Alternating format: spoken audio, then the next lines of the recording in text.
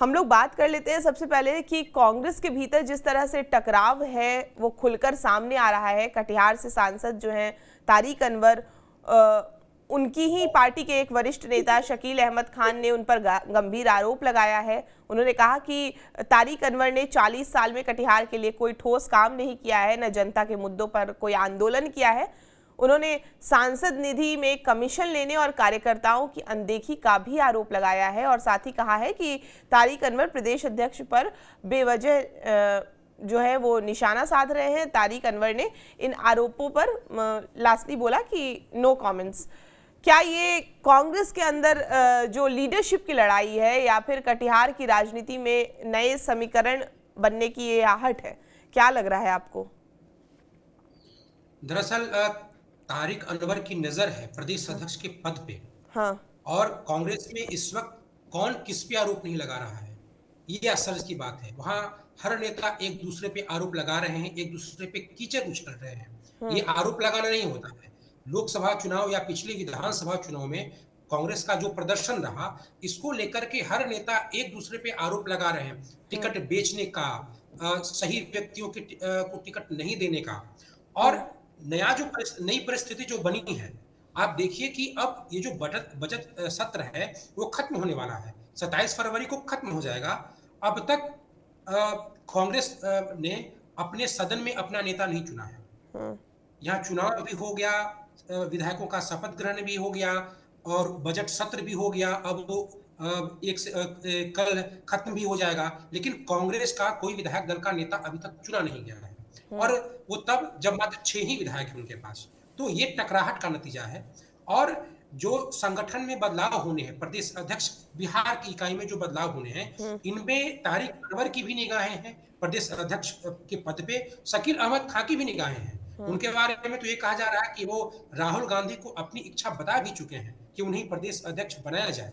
तो ये असली इन दोनों की जो लड़ाई है वो लड़ाई प्रदेश अध्यक्ष के पद को लेकर के है और वही व्यक्तिगत टकराहट इन लोगों में है।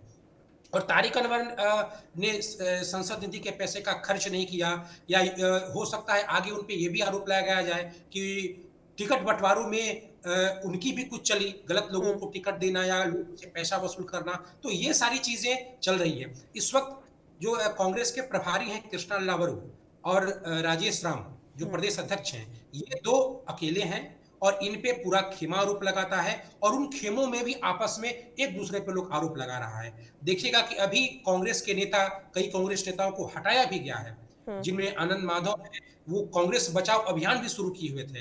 यानी कांग्रेस के नेता हो ही कांग्रेस बचाओ अभियान शुरू कर दिए थे। और किससे बचाना है? कोई आरजेडी से, बीजेपी से, किसी से नहीं, बल्कि कांग्रेस के ही पदाधिकारियों से, कांग्रेस के नेताओं से। तो इस तरह का जो खेल है जी कांग्रेस के अंदर, वो कांग्रेस के लिए बेहद दुर्भाग्यपूर्ण है।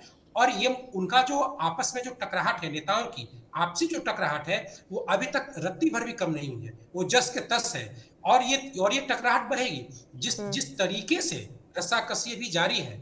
अगर आप देखिएगा कि प्रदेश अध्यक्ष की जब घोषणा हो जाएगी नए प्रदेश अध्यक्ष की, तो जो तबका, जो खेमा नहीं बनेगा, जो नेता नहीं बनेगा, उसका जो खेमा है वो एक अजीब किस्म का बवाल करेगा। तो कांग्रेस की सबसे बड़ी समस्या अपने विधायकों को एकजुट रखना, अपने जो नेता हैं, जो विधायक भी नहीं है, जो सांसद भी नहीं है, केवल नेता हैं। और वो ऐसे नेता हैं, सीनियर नेता है, कदावर, कांग्रेस के कदावर नेता है, लेकिन उनका जमीन पे प्रभाव कहां दिखा?